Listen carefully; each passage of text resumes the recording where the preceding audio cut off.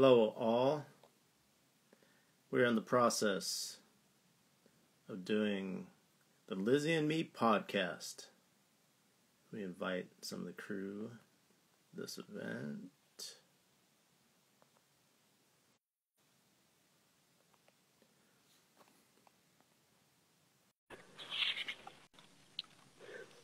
Hello, can you hear me?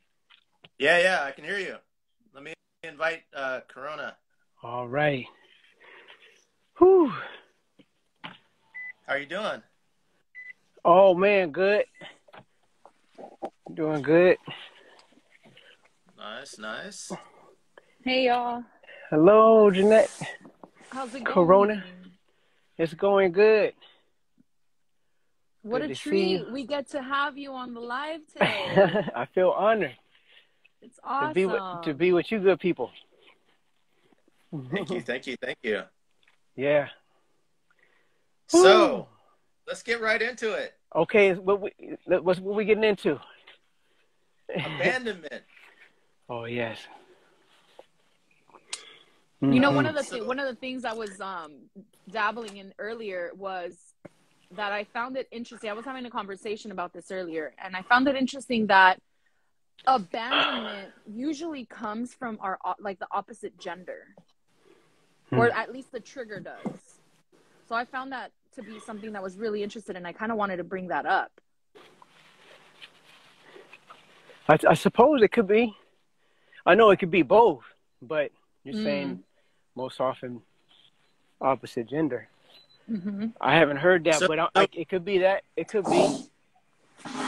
Yep. So when you say it's triggered from, so are you talking about abandonment mainly in relationships? Well, I mean, it can be in a relationship with our parent, or it can be in a relationship with, a romantic partner or a romantic interest. I would say from my parents, I'm equally triggered. But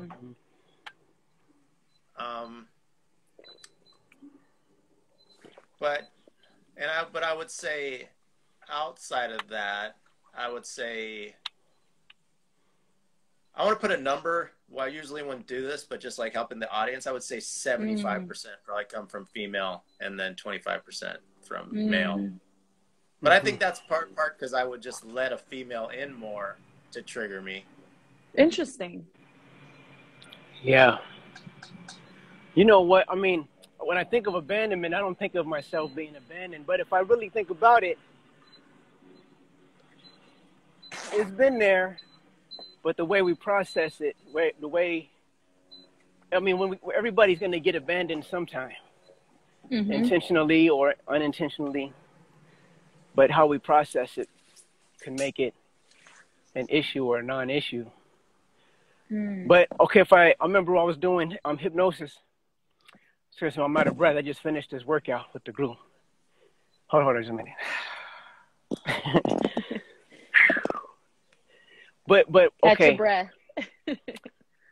This goes back in hypnosis. And one of the techniques, this transforming technique in hypnotherapy, you go back to the sensitizing event. Now, this is not the only way to resolve trauma from abandonment or whatever it may be, but this particular technique, you go back to the first time subconscious mind can pick up an issue, the source of an issue.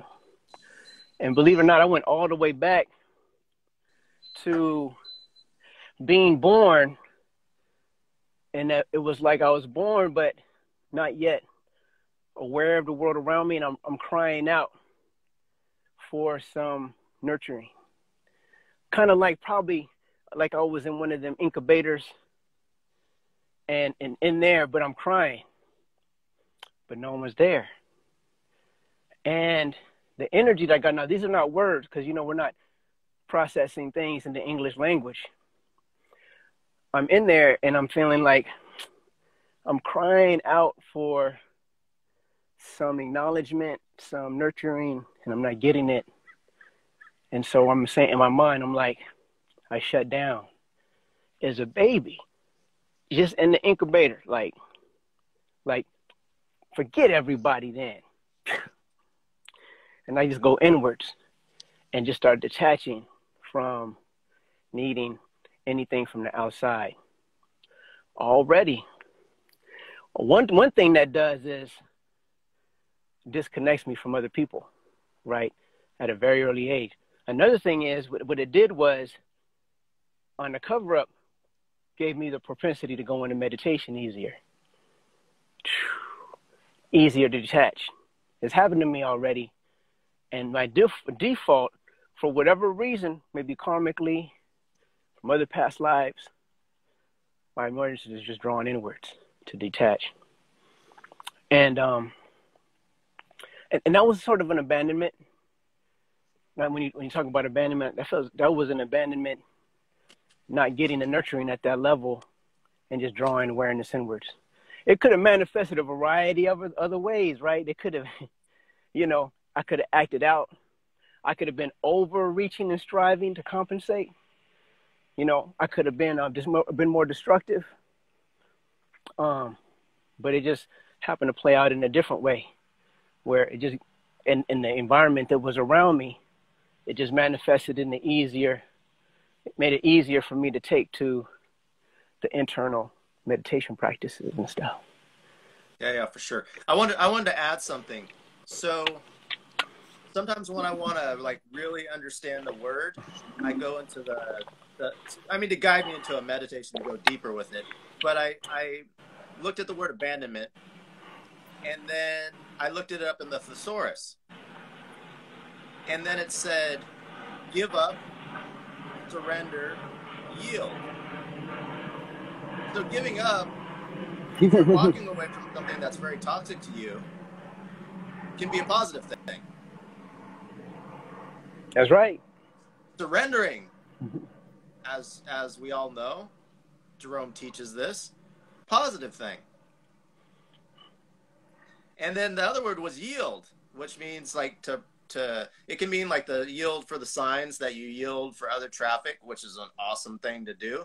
But also it can mean like a yield on something, like a principle that you invest. So it can be and I'm not just talking like money in this situation. You could be doing stuff, and then you could be creating a yield from that. Mm-hmm. So it can be from a positive standpoint.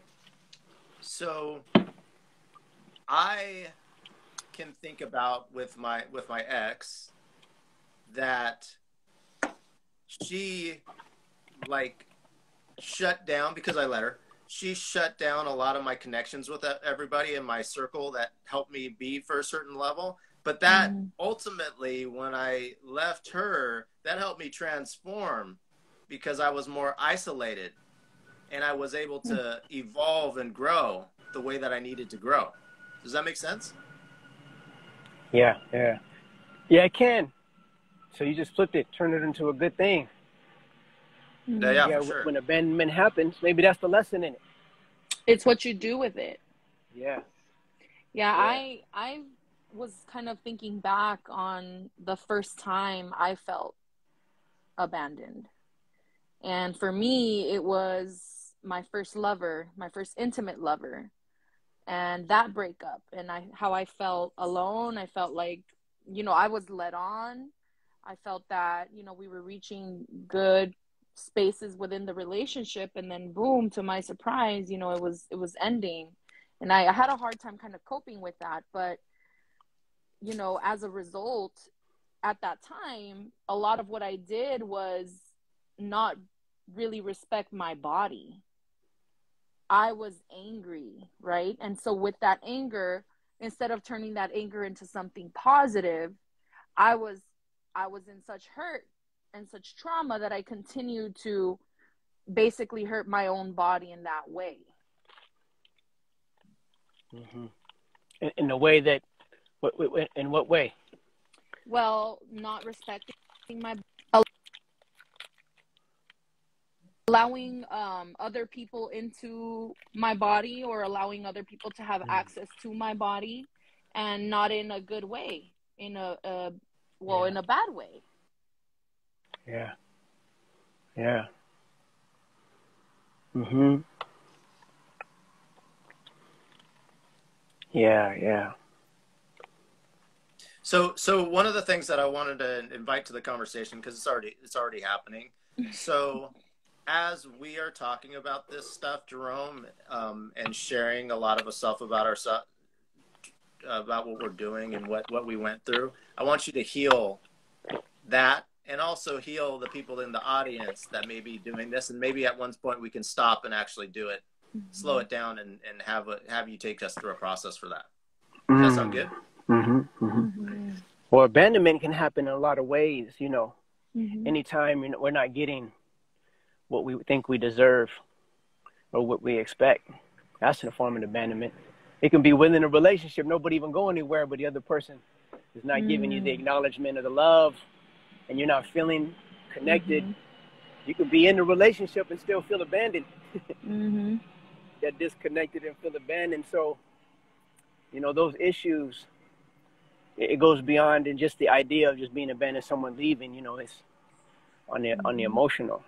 Right, the ment, M-E-N-T. When you were talking about the etymology of the words, I couldn't help but think about the mind and how it's a state of mind, right? We're being left mentally sometimes. Y'all broke it down already. Y'all done broke down that word. It has a solution right in it. Y'all done broke down the word. That's it. That's the healing right there. Abandonment. Oh, it's a state of mind. That's deep. That is pretty deep. Because in the healing technique, it is just that. Whatever it is that we are wanting, that we're not getting, that makes us feel abandoned, sad, causes of sadness, or fear, alone, you know, then we feel not good enough. Whatever it is we're wanting, the healing comes when we just let go of wanting it and open up to source for it. And then just feel the wholeness that's already within. I want to bring more of our audience into the fold for this, because a lot of the stuff that we're talking about is very practical, but very heavy. Do you remember when you were a kid and one of your parents forgot to pick you up? Yeah.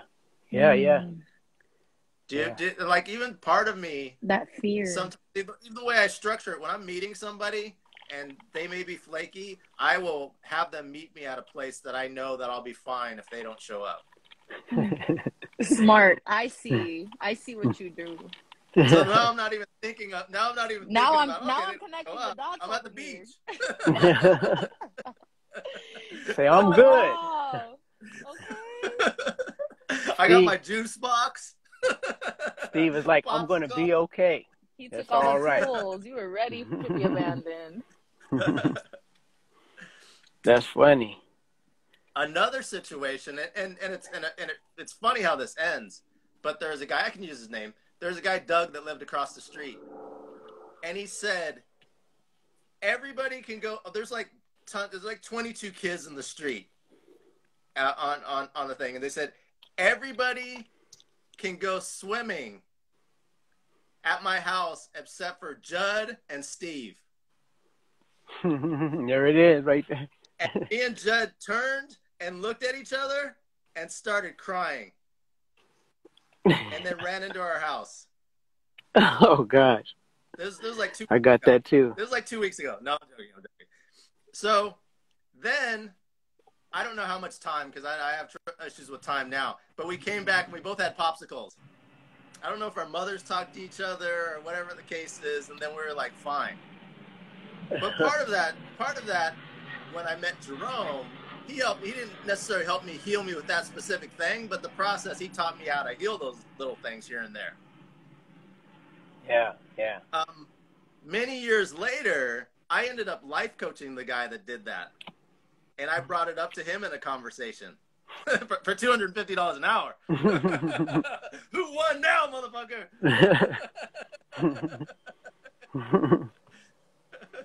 That's funny. Yeah. And I brought it up, and he didn't remember it at all.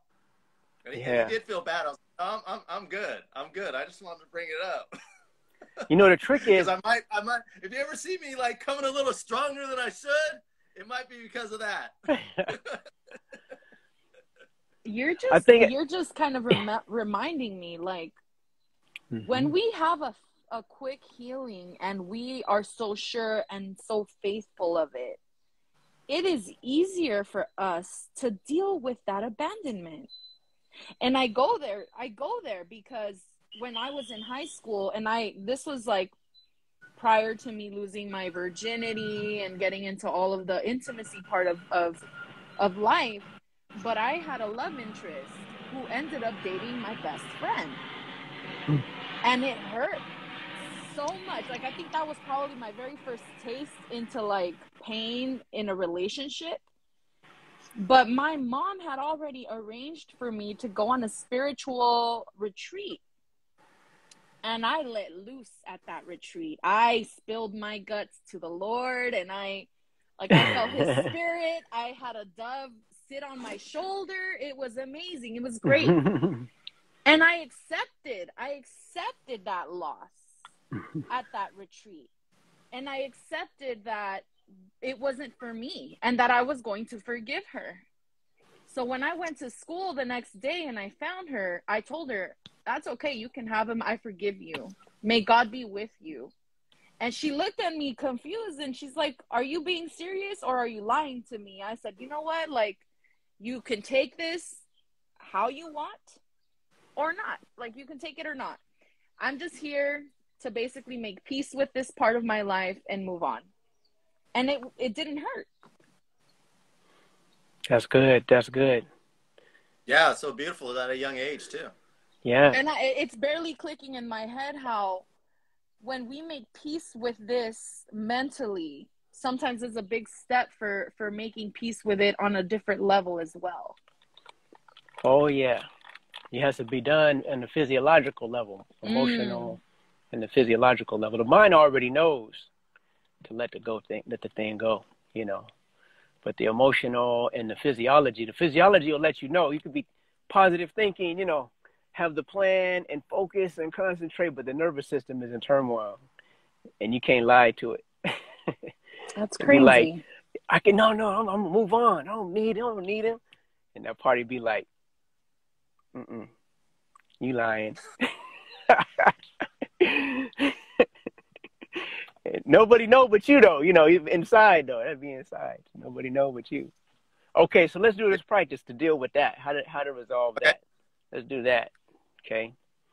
So even the people in the chat that's coming on, how to shift the physiology and the mental and not only the mental but the emotional charge and from the abandonment that creates the sadness and the fear, frustration, anger.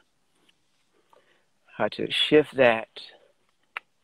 And this is another way, just to give it another name, you're calling your spirit back, taking back your power. Yeah. All right, going to take a breath in. And as we exhale, relax. Neck and shoulders, spine and back, arms, legs. With each and every exhaling breath, relax. Relax deeper and deeper. And then breathing in. And as we exhale, relax the nervous system, emotional body, impulses that arises from that part of our being. With each and every exhaling breath, relax deeper and deeper.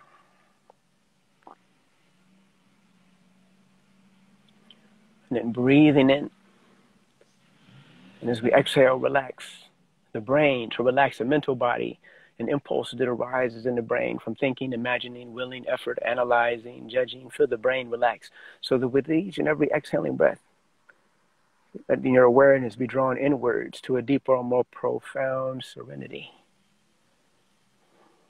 Just rest there for a moment. And then from this place, tune into something that's needing your attention. Sadness, grief, a feeling of abandonment, some frustration about a situation. Tune into a situation that may have happened before or you may be currently engaged in, just creating a sadness, a frustration, a restlessness.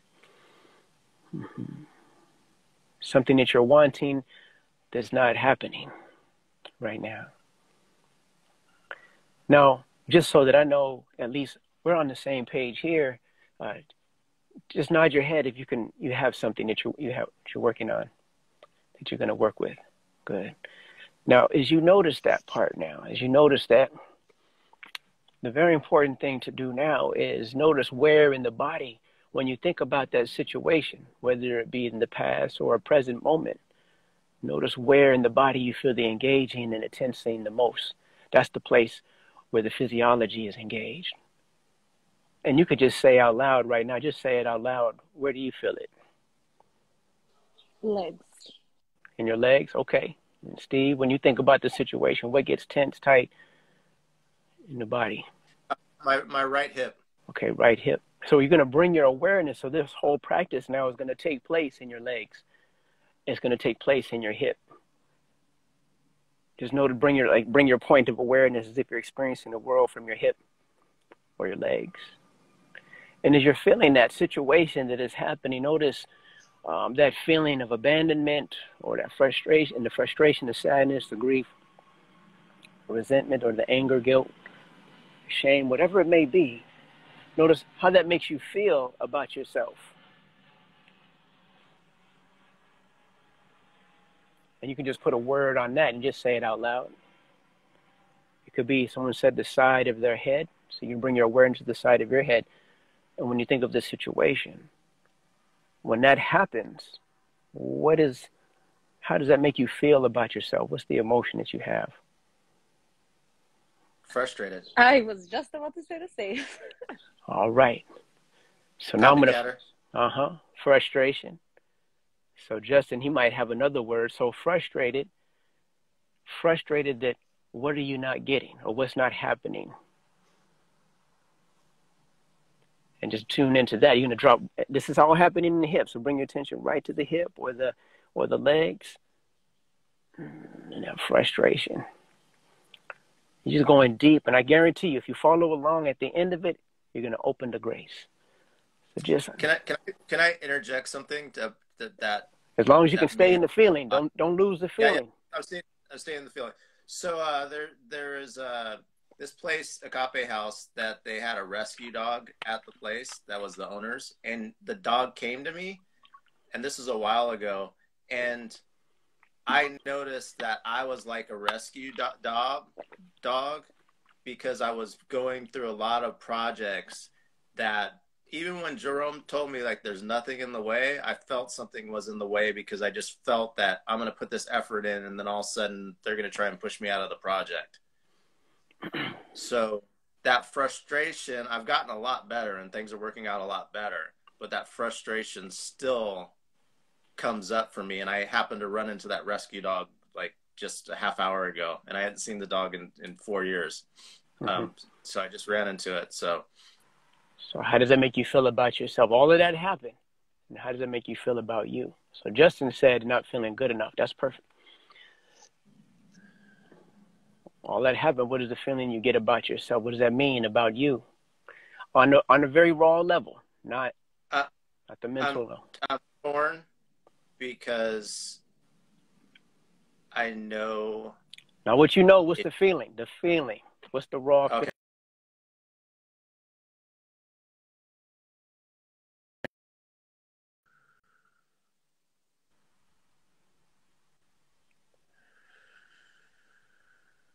What's the feeling? What is it that you're feeling? Stuck.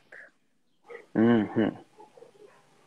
So for me, the legs what I'm seeing is basically like my legs in mud. Okay. Not being able to take steps forward. All right. Okay. Yeah. Okay. That's good. Feeling. Justin says not enough. I think Steve is froze. Oh. I was just frozen. I don't know if I was frozen. So what did you say? What is the feeling? Frustration. Frustration that what's not happening. What is it? The feeling. What's the emotion that you get? Frustration is not an emotion? No. Unstuck's emotion? No, but I could do something with that. Okay. Go deeper than that. Just your draw. How about anger? Okay. Anger. That What's Things not? aren't working to their potential. Ah, there we go. So now I can ask the question to Gypsy and Justin and Jeanette, what is a soul yearning for? Because you already answered it. See, I was able to do something with that because you already answered. What is it you're really wanting that would satisfy the soul? Not for the what's the experience that you're wanting? Ah, okay, independence. Yeah. So I'm gonna, without even answering it, because I don't want to lose the momentum. What is it you're really wanting that would satisfy the soul? And once you get it, and then when you think about it, it's like, oh, that's what the soul is yearning for. And you're gonna notice how much energy you're putting into trying to make it happen yourself. How much energy that you are putting into expecting the other people to do something different, like that project. The energy of you trying to analyze on how to make it work or justify or make a judgment about ourselves, about our self-worth. All the effort we're putting into what it is that we're really wanting. In that very place of your hip, the side of the head or the legs, relax and let the soul rest. Just right now, just relax. And what I mean by relax, let go of the subtle muscles and nerves that engage. Just relax. Let go of the effort. Let the soul rest. You've been working a long time, because this is not this one incident. This has triggered it. You've been working a long time to get that independence, that acknowledgement, the respect, the freedom. Yeah. What's the soul yearning for? And you're going to relax. And when you relax all effort, that relaxing or that surrendering, that letting go invokes that grace. It's like an opening. So I like to just say that you're opening. When you relax, you're opening to that source of all freedom. Freedom to move, to express. You're opening to that source of that ability to accomplish, source of all love in the form of acknowledgement, respect, ability to accomplish energetically, materially, projects. You're opening to that source of all love in all its forms, peace, the source of all resources. You're opening to that. Just relax, just by relaxing. And you don't have to try to reach for it. You don't have to try to breathe it in. I'm not really saying you have to visualize it. Just relax and open, like a window or door opening to the breeze or light of the day. You don't have to make the breeze or the light come in through the window or the door. The breeze and light just comes in. You're just opening. And just like that, that source that moves and breathes all creation, that causes the sun to shine, trees to grow, flowers to bloom, the earth to rotate and orbit around the sun. That source is within you, bringing forward. It breathes your breath and beats the heart, organizes your perfect timing, intelligence, the internal organs, the immune system, digestive system, nervous system. Working towards your well-being. It's always been there, working towards your well-being. And now you're opening to that same wisdom, intelligence, the energy to accomplish that grace light for what the soul is yearning for. And so now, when you've relaxed the side of the head, the legs, the hip, that presence is there. Now you're embodying. It's like you're an embodiment of what it is that you are wanting. And the metaphysical principle is that we manifest, we broadcast what we are already feeling inside. So right now you're in the embodiment of it. So you're broadcasting that so the world will reflect back to you. What is true for you right now, that you are that. So I'm just going to do an energetic correction that you're ready, willing, able, deserving, see it, believe it, imagine it. Imagination to reality and to manifestation and to actualization right now, this minute, this second. Embodying it 100%. That source manifesting within you that expression of wholeness.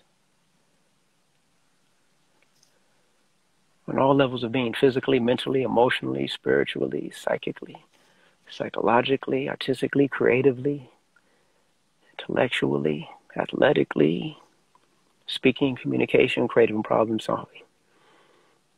And let that manifest in all levels, all aspects of our life, in our health, our fitness, relationships, finances, career, life purpose, our personal goals and spiritual goals.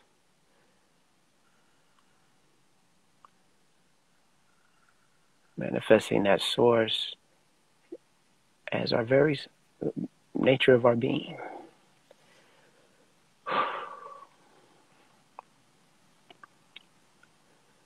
Okay. So now, if you're able to follow along, you should be able to think of that situation, and the legs should be more relaxed. The hip should be relaxed. The nervous system more relaxed. So that's how you catch the subconscious, the emotional body, and the physiology, the nervous system, catch it up to what the mind already knows that needed to happen. You got to the process has to happen down in the body, and you just can't solve it with the mind. Yeah. Yeah. Thank you, Jerome. Thank you. Mm-hmm. Thank you, guys. Yeah. That was wonderful. Yeah. Oh, so by the way, so what was it the soul was yearning for?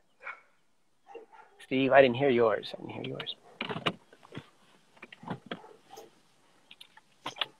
And that's what was the soul yearning for? What did you really want? You were satisfied. More sharing my gifts with the world. And that's to me, that sounds like love. Love in the form of being able to share. And you can open to that. And let Source do that like it does already. Yeah. I'm going to talk and drive at the same time. Get out of your own way, Steve. You tried to hold that one back for a little while. Oh, she's been wanting to say that, huh? I was biting my tongue for a little bit. I was like, I'm just going to say it. I saw her smiling. I was like, why is she smiling over there?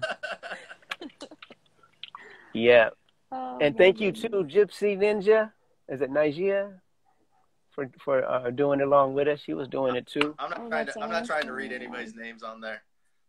Bridget? That's Bridget. Oh, yeah, that's Bridget. Linda, yeah. Mm-hmm. Muzak and Eli and John. Thank you all for joining. Yeah. So I think we're good. I don't think we could. I mean, I don't want to add any effort to this. I think this is a good podcast as is. Yeah. There you go. Yeah. I just want to encourage everyone who popped in here to follow all of the speakers. And also, if you are in San Diego this Sunday, we are hosting a cannabis wellness party, which basically helps cultivate a space where we can learn, share, grow, and just have a great time, right? And while we indulge on some goodies and drinks and things like that. So come by if you're free. You can follow Bob Capella, and he has a few links up on his link tree.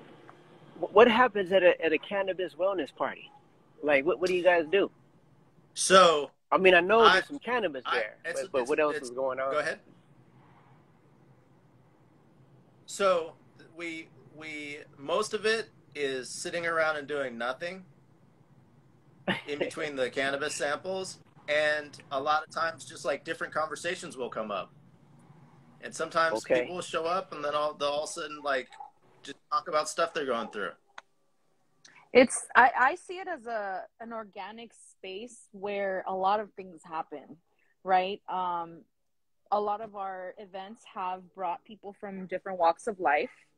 I was fortunate to meet a cannabis chef on there, a grower, someone who cultivates.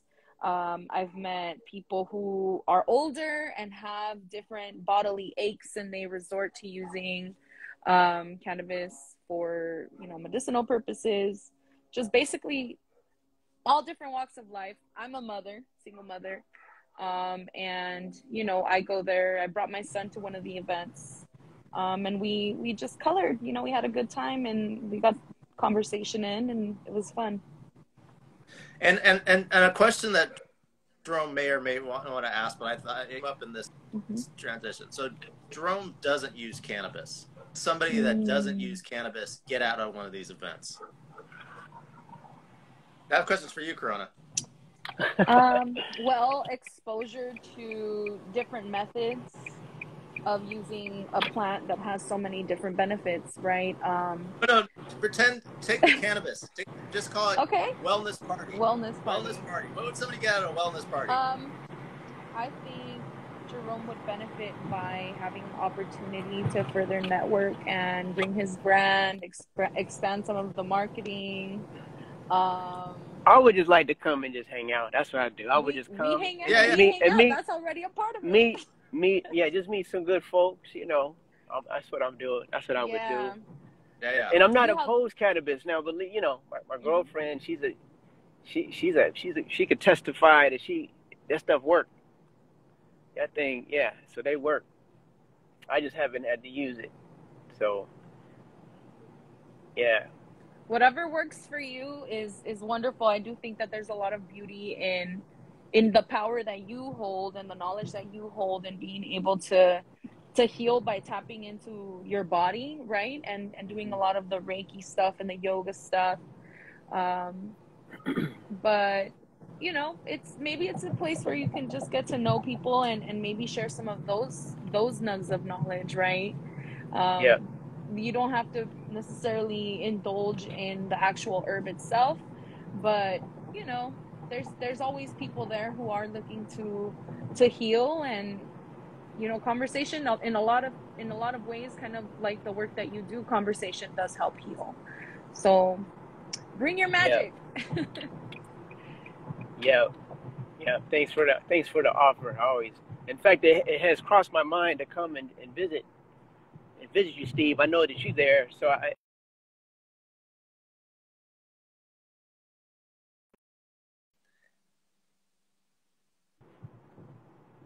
do you come down to the wellness? Yeah, I'll be there this Sunday. I was there for the one before as well, and then Steve and I co-hosted one out here in LA. But I'll definitely be at the one I'll definitely be at the one here in San Diego on Sunday. So if you have a chance, come on by, say hi. If I can, I will. Cool. It's at K Sessions Park, right? Yeah, I know right where that is. Got a nice view. That's my hill. That's the hill I run up. I do my sprints up the hill. Yeah, that's a nice grass hill. We can run a few laps around there. Oh, I'm hosting the party, so I don't want to like step away from it, but you can like take as many people away from that. Ain't nobody want to go and run. Yeah.